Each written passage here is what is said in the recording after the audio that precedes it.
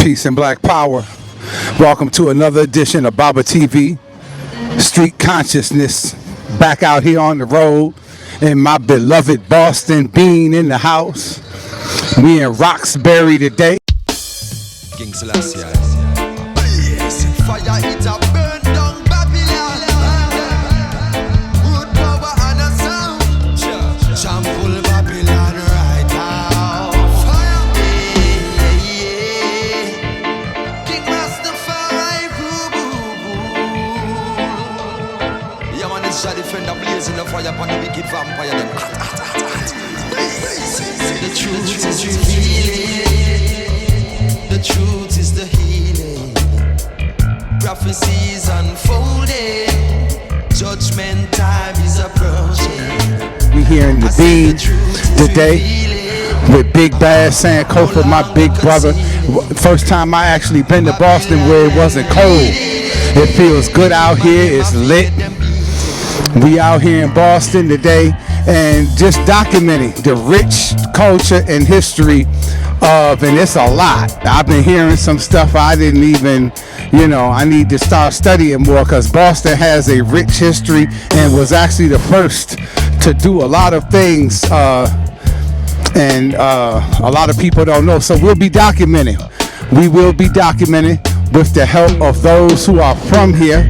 Brother Sankofa being the number one brother doing this alongside Baba TV and a host of others from the town who are more than qualified to be able to bring this rich history to our people today. So with that being said, take this walk with us today, family, and we're going to be bringing some good stuff to y'all. All right, peace. Peace, love, and light to the family out there. This is another installment of Baba TV. We are live with your brother Sankofa right here on the grounds in my hometown, Boston, Massachusetts. We're right here with a very respected, noteworthy, honorable, battle-tested, and tried by fire as far as opposition that comes with what he does as an activist. No other than my brother, Jamarhl Crawford. Rapper, poet, activist, author, you name it. I mean, the list goes on. He has many accolades, but I definitely want to, he's been on the platform a couple of times actually before, but there's a lot of new people tuning in. I understand, new viewers, people are subscribing all the time, new people, so to update people and keep people abreast with the people who we deal with here on Baba TV, it is a pleasure and honor to again reintroduce to the platform and to the people out there no other than my brother Jamarhl Crawford. Peace. Thank you for having me on Baba TV. Yeah, give thanks. We're live right now from Roxbury, Grove Hall, Boston, Massachusetts. As he said, I'm Jamarhl Crawford, aka Uno the Prophet. Let's get it. So yeah, we want to just jump right in for the people, man. We know you're a man who's done a lot of things. Your history in on being on the ground in the community as far as activism go, and closely related with projects that pertain to the needs and that critical needs of the people in the community. We know that you've had your hand in a lot of different things and been a part of different movements in the community in Boston, whether it be the arts or politics, so we wanted to just, give people a little understanding or backdrop briefly of just a little bit of your revolutionary or political roots. I know from my understanding that when I met you and you became more of a person that stood out to me, even though you were doing things prior to that, was when you were a part of the new Black Panther Party. Okay, I wanted to know if you can just go on a little bit on your time and your tenure as a member or whatever rank and file your position was in the new Black Panther Party, and just talk about a little bit of that to the people.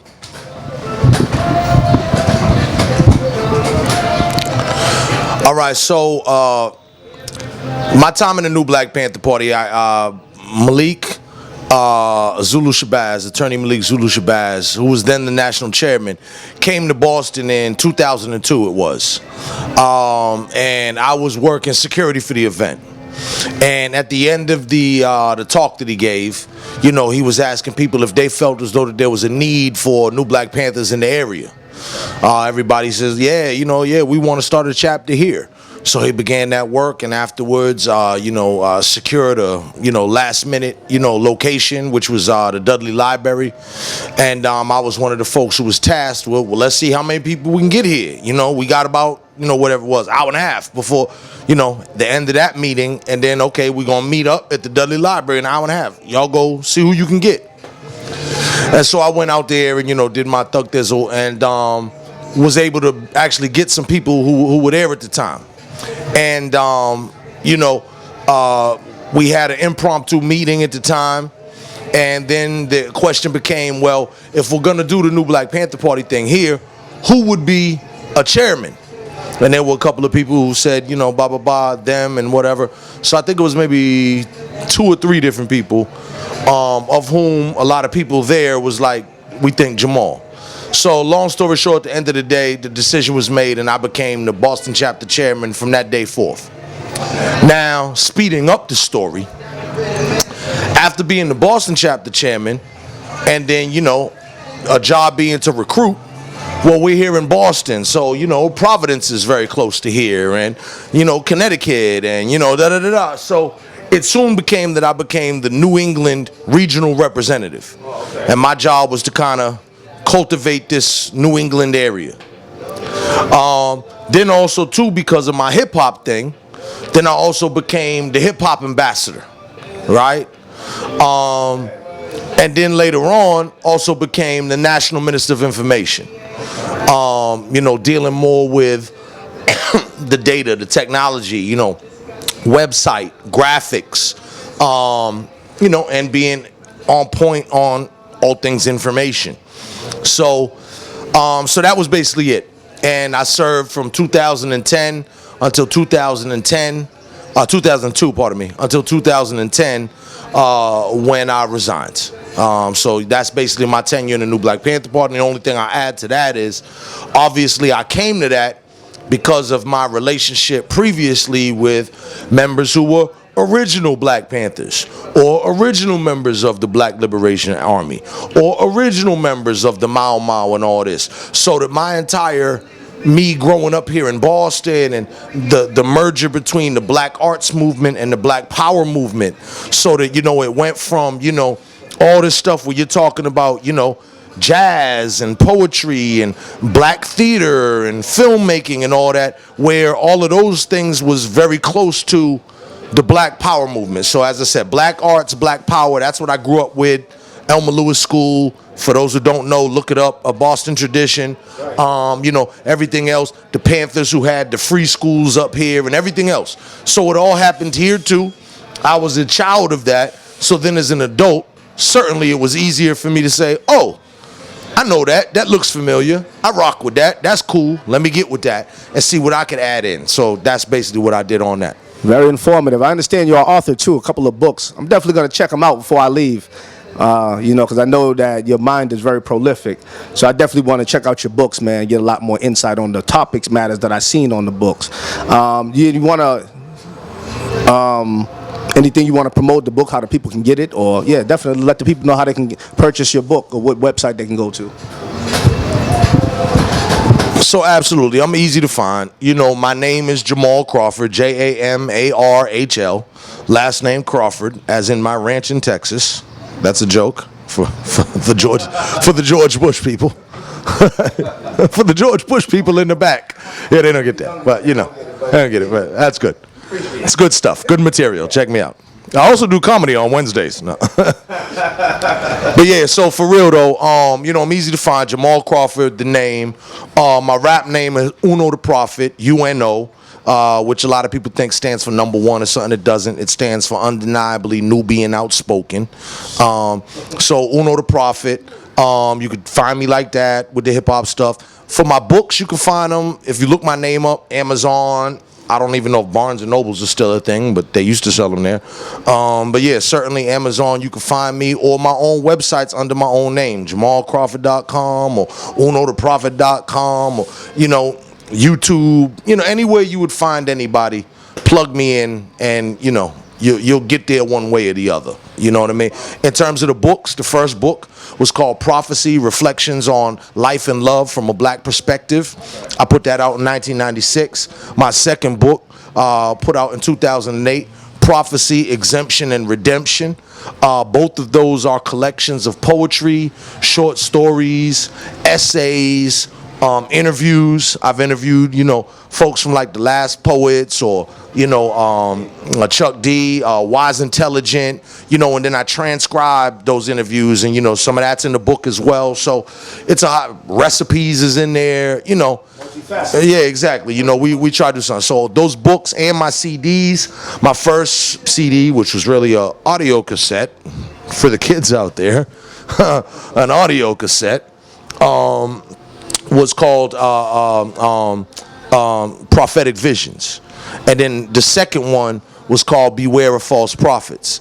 And a lot of these two were kind of like rehash. So the first one I did, Prophetic Visions, had a lot of the same concepts that I ended up further developing later, doing it to a better beat, remaking it, if you will. So things I'm known for, Sodom and Gomorrah, or Kill Whitey, or whatever. Some of that came later, but you'll see if you check out my material. You can find me on SoundCloud, whatever, all that good stuff. Quick question for the brother, man, because it's very interesting. That's why I love talking to you, because the exchange we have is just so real, genuine, down to earth, but it's prolific. You're very nonchalant about the great stuff that you do, man, and it's just so easy and natural for you that I'm always inspired every time I talk to you or I gauge you more to find out what your involvement in things are. So I appreciate you for the things you do. Even though I'm no longer a resident in Boston, as a Boston native, definitely, and seeing you still on the ground from when I was young, you've been around doing it, is definitely an honor and a privilege. But speaking of you being a consistent with your guerrilla activism, as you called it, right? For the people out there, guerrilla activism, real in the field with it. What is the more contemporary endeavors that Brother Jamarhl Crawford is involved with now? What are you doing now? Like, what is new with the brother? Because there's always something new with you. You're never not doing anything. For the people, what are you in now? What is the latest project in the community now? So literally, right here, we are literally in the field. And so, I know y'all got some shots and everything of, what's going on out here. But we up here in Grove Hall, Boston, Massachusetts, Roxbury, Dorchester line. But Grove Hall, next to the Grove Hall post office. So any of y'all on, you can get your Google on and Google-evate that. Grove Hall post office. And basically you'll see the empty lot next to the Grove Hall post office, and that's what we out here populating right now. So we done a friendly community takeover, and so right now we're in a trailer in the middle of this field that has been abandoned since me and you been kids. You know what I mean? And we out here, we done cut some weeds. Cut some trees, smoked a few, all that. But like we literally as you see how I'm dressed here, I'm not fly today. So when folks talk about blood, sweat, and the tears, this is the sweat part. Right. And if I go out here and mess with these thorns that's out there too, you might get some blood on my ankles, because them thorns out there will tear you up. But like we out here doing it for real. We repopulating this area. Out there's a huge wall. It's over like 100 feet long. We about to do a mural out there. That's the Grove Hall mural project, right? Out here, this whole thing, I'm trying to call this whole thing Diaspora Place. So this whole thing is going to be Diaspora Place. Then we got the Grove Hall Mural Project. Then over there behind me will be over here along the fence will be the Sankofa Community Gardens, right? Sankofa Community Gardens over here. We're going to dig out so people could have plots for their own community gardens. Then behind me over here, we'll have the Ujamaa Marketplace. So basically, like, people have been already doing like a bootleg flea market and all this out here. But now we're not doing no more bootleg. So now we about to be able to, you walk with me. Okay, yeah, walk with me. Go ahead. Yeah. Look. And these are some of the young men come to help. You see, we got graduates out here. We got all sorts of folks out here. All right. So you see the whole wall out here. The whole wall, that's what's going to be the mural. right? So that whole wall is the mural. Over here along the thing, we've been chopping down, but I got to chop more down. You know, this is like the Amazon jungle out here. But all along the fence over there where them trees is at, that's where the Sankofa Community Gardens will be. This triangle area out here in kind of the, you know, at the corner, that'll be the Ujamaa Marketplace. Okay, and so people will be able to come out here, bring a table or whatever, and vend their own items or whatnot. But now, too, what we're doing is we're changing it. Because, see, people, as I said, they've been using it bootleg. But now we're trying to make it more official. Folks that want to get involved, get involved. If you want to come out here and sell your stuff, we're about to publicize a sign-up sheet and all that type of stuff. But also, too, when you're coming out here, put your best foot forward. Come out here and look right. As you talking more like. Yeah, let's. The board just to show them more. Yeah.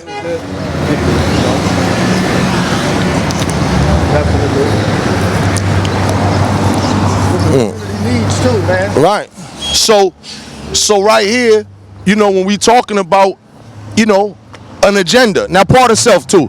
These websites are in various stages of development, so bear with me, y'all. You know what I mean?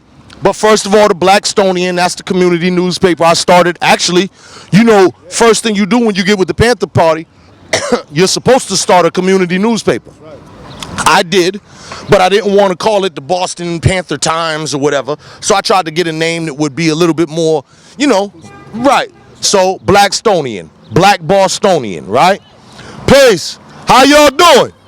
All right, peace. So Blackstonian, and then of course Boston Black Agenda. I don't know whoever you are, whoever's listening to this, wherever you are, but wherever you are, get you one of these too. Look, wherever you are, Black Agenda. You dig? So you know, if you in Hoboken, you need a Hoboken Black Agenda. If you wherever the heck, East Chucklefuck, Idaho, you need an East Chucklefuck Black Agenda. All right. So get you one wherever you are. Organize where you at. As the elders told us, organize. So we trying to put it together. Your voice, your issues, your city. Part of self. I'm in the process of revamping it. You dig? So you know, y'all stay tuned to that and everything. Visa, we everywhere you want to be. You understand what I'm saying? Listen. Alright. So look, much like Baba, we fire every time out here. This is Jamarhl Crawford, Uno the Prophet, aka Nat Turner Devil Burner, coming to you live from Roxbury, live from Grove Hall, live from Bosstown, Massachusetts. Alright, y'all holla black.